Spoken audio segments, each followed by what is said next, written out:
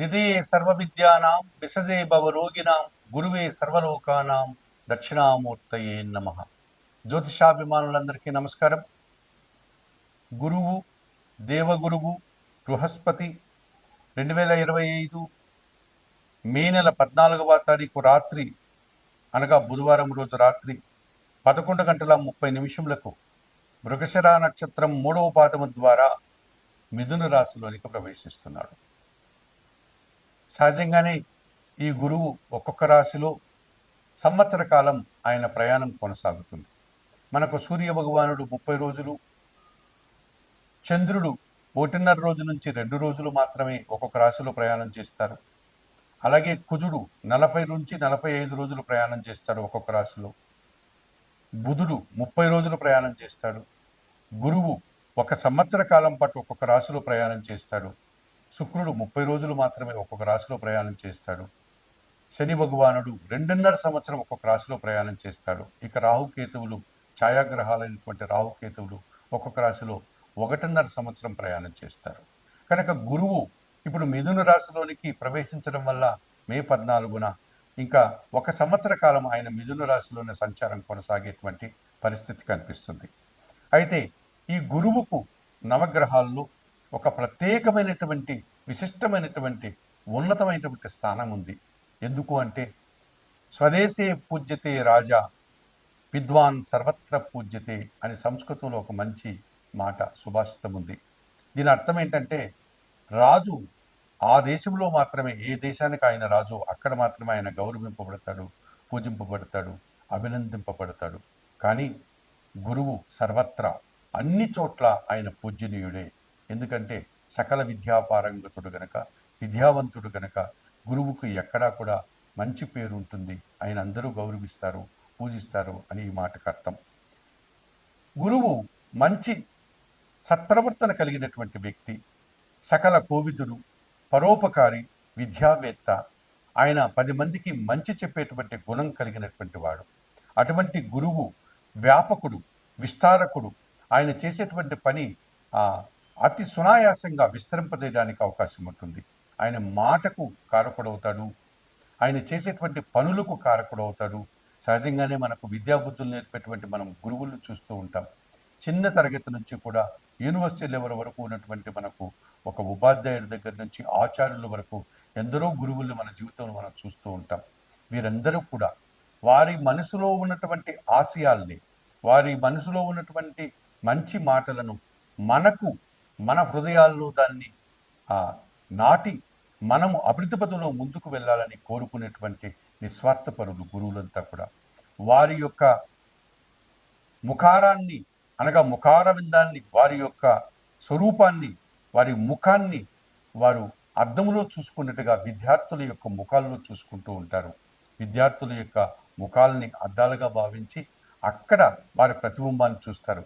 ఈ విద్యార్థి ఎంత గొప్పవాడు అవుతాడో, ఏ విద్యార్థి మన మాటలను విని ఎంత బాగుపడతాడో అనేటువంటి నిస్వార్థముతో 10 మందికి సాయం చేసేటువంటి వ్యక్తులు ఈ గురువులు మనం ఎంతోమంది చూస్తూ ఉంటాం. అలాగే మనకు అనేక మంది గురుదేవుళ్ళు మనకు ఉన్నారు.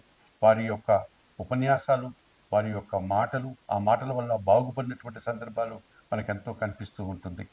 అటువంటి ఈ గురువు ఆత్మబోధకుడు, సకల విద్యావేత్త అయినటువంటి ఈ గురువు మనకు నవగ్రహాల్లో ఒక ప్రత్యేకమైనటువంటి లక్షణాన్ని కలిగి ఉన్నాడు. ఈ గురువు ఇప్పుడు మిథున రాశిలోనికి ప్రవేశిస్తున్నాడు.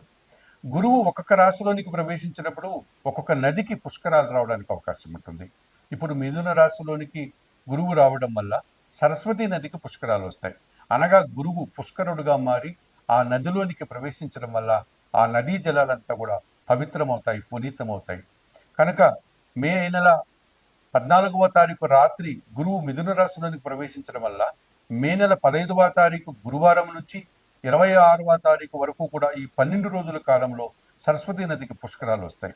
ఈ పుష్కరం వచ్చినటువంటి సమయాల్లో ఈ 12 రోజుల కాలంలో ఎవరైతే ఆ నదిలో స్నానం చేస్తారో వారికి చేసినటువంటి కర్మలు అన్నీ కూడా ప్రక్షాళన అయిపోతాయి, పాపకర్మలన్నీ తీరిపోతాయి. వారు మరింతగా పునీతులు కావడానికి, పుణ్యబలాన్ని పెంచుకోవడానికి అవకాశం కనిపిస్తుంది. అలాగే పుష్కరములో నదీ స్థానంతో పాటు, పునీతమైనటువంటి నదీ స్థానంతో పాటు ఆ సమయంలో మన పితృదేవతలకు కన్నా మనం తర్పణాలు ఇచ్చి దానాలిచ్చి వారికి గన పూజాది కార్యక్రమాలు నిర్వర్తిస్తే ఆ పితృదేవతలు కూడా పితృలోకాల్లో వాళ్ళు శాంతించి మనల్ని మన కుటుంబ అభివృద్ధిని కోరుకుంటూ మనల్ని ఆశీర్వదిస్తారు. కనుక ఈ సరస్వతీ నదికి మే 15వ తారీఖు నుండి 26వ తారీఖు వరకు గల ఈ 12 రోజుల కాలంలో ఎక్కడెక్కడైతే సరస్వతీదేవి ప్రవహిస్తూ ఉంటుందో, ఇప్పుడు మొన్నటి వరకు మనకు కుంభమేళా జరిగింది. ప్రయాగాలు గంగా యములతో పాటు అంతర్వాహినిగా సరస్వతీదేవి అక్కడ ప్రవహిస్తూ ఉందని మనకు అందరికీ తెలుసు. అలాగే ఎక్కడెక్కడైతే బ్రహ్మ సరోవరము, ప్రయాగ లాంటి ప్రాంతాల్లో, ఈ బద్రీ లాంటి ప్రాంతాల్లో ఈ సరస్వతీదేవి నది ప్రవహిస్తూ ఉంటుందో అక్కడికి వెళ్ళి స్నానాలు ఆచరించండి. అలాగే మన తెలంగాణ ప్రభుత్వం కూడా కాళేశ్వరం దగ్గర ఈ మే 15వ తారీఖు నుంచి కూడా స్నానఘట్టాలన్నీ ఏర్పాటు చేస్తుంది. అక్కడ కూడా సరస్వతి నది ప్రవహించేటువంటి పరిస్థితి కనిపిస్తోంది. అక్కడికి వెళ్ళి కూడా మీరు దీన్ని సద్వినియోగం చేసుకొని ఈ గురువు మిథున రాశిలోకి ప్రవేశించిన సందర్భంలో పుష్కర స్నానం సరస్వతి నదిలో ఆచరించి పవిత్రులుగా మారి పితృతర్పణాలు ఇచ్చి పితృదేవతల ఆశీస్సులు కూడా పొందడానికి మీరు అవకాశం పొందండి. అయితే మిథున రాశిలోనికి గురువు ప్రవేశిస్తున్నాడు బృహస్పతి. ఇక ఈ మే 14వ తారీఖు రాత్రి ఆయన ప్రవేశిస్తున్నాడు మిథున రాశిలోకి. సంవత్సర కాలం మిథున రాశిలో ఉంటాడు. మరి 12 రాశుల వారికి ఎటువంటి ఫలితాలు వస్తాయి? ఏ రాశి వారికి గురుబలం ఉంటుంది, ఏ రాశి వారికి గురుబలం ఉండదు, ఏ రాశి వారికి మిశ్రమ ఫలితాలు ఉంటాయి అన్న విషయాల్ని ఇప్పుడు మీరు తెలుసుకోబోతున్నారు. మిథున రాశి వారికి ఈ మిథున రాశిలో గురువు సంచారం వల్ల ఎటువంటి ఫలితాలు వస్తాయి అని కనుక ఆలోచిస్తే, మిథున రాశి వారికి సప్తమ దశమాధిపతి అయినటువంటి ఈ గురువు జన్మరాశిలో మిథున రాశిలో సంచరిస్తున్నాడు. జన్మరాశిలో గురువు సంచరించినప్పుడు జన సంబంధాలు బాగా పెరిగిపోతాయి.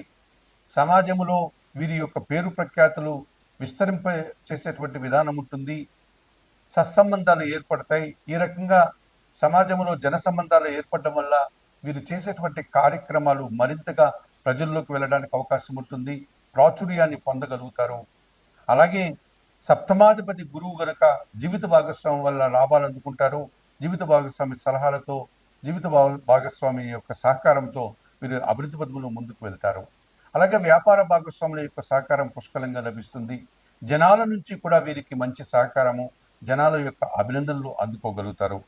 అలాగే దశమాధిపతి కూడా గురువు గనుక వృత్తి ఉద్యోగ వ్యాపారాల్లో వీరు చేసేటువంటి పనులకు మంచి ఫలితాలు వస్తాయి. అలాగే 10 మంది చేత అభినందనలు అందుకోగలుగుతారు. 10 మందికి మంచి చేస్తారు. వీరు చేసే పనులన్నీ కూడా సద్వినియోగం అవుతాయి. ఆ రకంగా వృత్తి ఉద్యోగ వ్యాపారాల్లో వీరు మరింతగా ఉన్నతిని పొందడానికి, అభివృద్ధిని పొందడానికి, ఆదాయాన్ని పెంచుకోవడానికి, అధికారుల నుంచి అభినందనలు అందుకోవడానికి ఎంతగానో ఉపయోగపడుతుంది. మరి మిథున రాశిలో గురు సంచారం మిథున రాశి వారికి మరింతగా శుభ ఫలితాలను అందిస్తుంది. విద్యారంగంలో మంచి ఫలితాలు వస్తాయి. ఉద్యోగులకు మంచి ఫలితాలు వస్తాయి. వ్యాపారులకు మంచి లాభాలు వస్తాయి. రాజకీయ నాయకులకి అన్ని రకాలుగా మంచి పేరు ప్రఖ్యాతులు రావడానికి అవకాశం కనిపిస్తుంది. ఈ రకంగా మిథున రాశి వారికి మిథున రాశిలో గురు సంచారం మరింతగా సుఫలితాలను ఇచ్చేటువంటి వాతావరణం కనిపిస్తుంది. వీరు కూడా ఎటువంటి పరిహారాలు నిర్వర్తించుకోవాల్సిన పని లేదు. వచ్చిన అవకాశాలను సద్వినియోగం చేసుకుంటే సంతోషంగా, ఆనందంగా ముందుకు వెళ్ళడానికి అవకాశం ఉంటుంది.